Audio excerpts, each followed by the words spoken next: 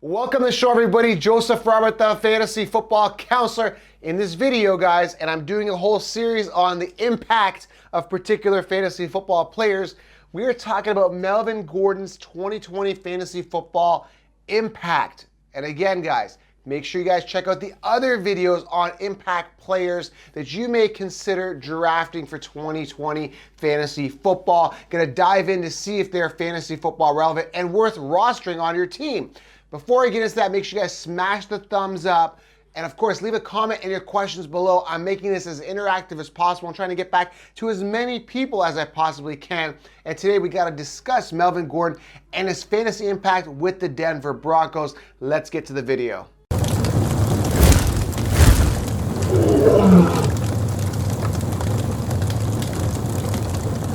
Welcome to the show, guys. Joseph Robert. Today we're talking about Melvin Gordon's fantasy football impact now with the Denver Broncos. This video was filmed near the end of March. Things may have changed if you're watching this more towards draft season, but you're going to get a huge and solid overview of Melvin Gordon now with the Broncos, guys. And is he worth drafting? I'm going to answer all those questions here in this video. Before I get into it, guys, head on over to thefantasyfootballcounselor.com.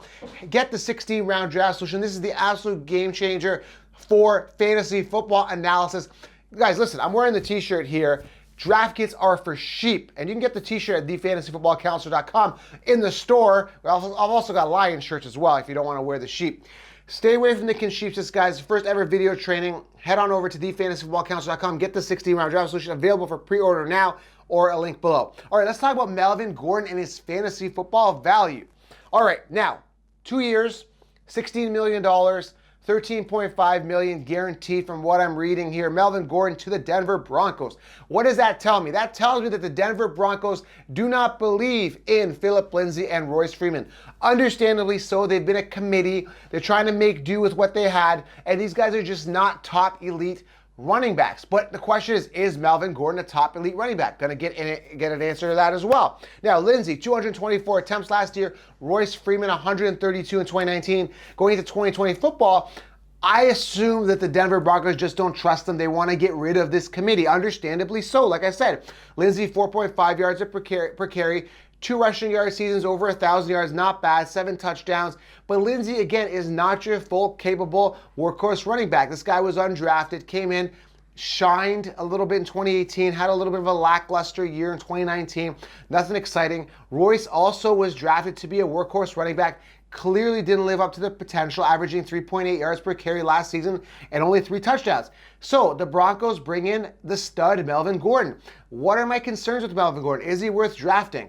Here's my first concern. Number one, he's in a committee. So the big question mark is if he comes in, how much load is Philip Lindsay going to get? Because I do not like the fact that he had 224 attempts last year. Understandable that Melvin Gordon's going to come in and probably be the workhorse, but Lindsay's probably still going to be a thorn in the side that's going to be used down in possible third down situations, pass catching situations, which Melvin Gordon can do anyway, but maybe Lindsay is a little more agile and probably more used to the offensive scheme. So I think Lindsay's going to be a thorn in the side of Melvin Gordon. Now, again, this is recorded near the end of March. Things could change. Lindsay and Royce could be shipped off, traded. Who knows? But as of right now, the situation is Melvin Gordon cannot be trusted because he isn't part of a committee. Now, looking at his stats over the past 5 seasons, not bad. He was a former first-round pick, 4,240 yards, 36 touchdowns, 1,873 receptions, 11 receiving touchdowns, and 224 receiving yards over 5 seasons. Not bad. Here's the problem. There's a problem with Melvin Gordon, okay? 1 season, that's it. Out of the 5 seasons he's played, and that was 2017, he finished a whole season. That's it. He played a full 16 games, guys. 1 season. And that was the only season he rushed over 1,000 yards with 1,105 rushing yards. He only did it once in that season, 8 touchdowns, only averaging 3.9 yards per carry. That's a bit of a concern to me, okay? Maxing out 288 points. Listen, that's his ceiling. That's what we've seen in 5 years out of Melvin Gordon. We saw 288 points. So now I don't know where the ADPs are going to fall yet. It is still a little bit early. Maybe you're watching this video closer to the draft. You probably know, you've done a bunch of mock drafts and you know where his ADP is. Listen, as of right now, I don't know because again, it's early right now. We are going through this Corona thing right now, so we don't know what's going on. But when you're looking at Melvin Gordon, You got to look at if he's in a committee and you've seen him historically only max out at 288 fantasy points on a pinnacle year where he actually finished the only season he finished 16 games and played a full season, and now he's on a new offense.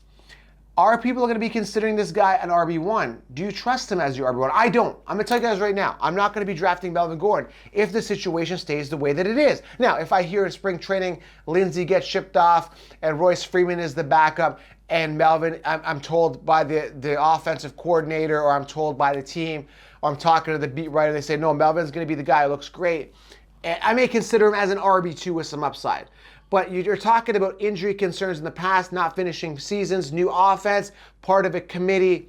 That to me tells me that there's a ton of signs here, a ton of warning flags that tell me stray away from Melvin Gordon for 2020 fantasy football. That is my belief. And then not only that, you've got Drew Lock coming in. He is a quarterback. He won 4 out of his 5 games. Not bad as a rookie starter. 7 touchdowns, 3 interceptions. Drew Lock, another flag, because yes, I like the upside of Drew Lock. This guy could be a great, phenomenal franchise quarterback. But again, is he going to throw the ball? We don't see that history there. Now, if we saw Drew Lock for a full season last year and Drew Lock threw the ball 100 times to Royce Freeman, then I'd be like, okay, yeah, cool, man. Drew Lock throws the ball a lot to his running backs. There could be some upside. But we don't know the history of these guys on this team, right? Never mind together. So there's a lot of question marks for Melvin Gordon. That being said, there is a ton of upside when you're in situations of uncertainty, right? There's a ton of upside. This guy could absolutely tear it up with Drew Lock. Royce Freeman could be benched, and Melvin Gordon could get 340 attempts and absolutely become the #1 running back in fantasy football. But that's a bit of a long shot, and the warning flags are there. So that is fantasy football impact from Melvin Gordon. Approach with caution, high ceiling, a lot of flags. Tough situation based on quarterback, based on committee, based on new team, based on new offense, based on injury past. Those are your flags. But again, the upside of Drew Lock, the talent of Melvin Gordon should be very interesting. Make sure you guys smash a thumbs up. Leave a comment below. Let me know what you think. Are you drafting Melvin Gordon? Is he top 10 worthy? Does he have the upside, or do the flags really concern you? Leave a comment below. I will see you guys next video. And get that 16-round draft solution at thefantasyfootballcounselor.com. Don't be a sheep, be a lion. I'll see you guys next video.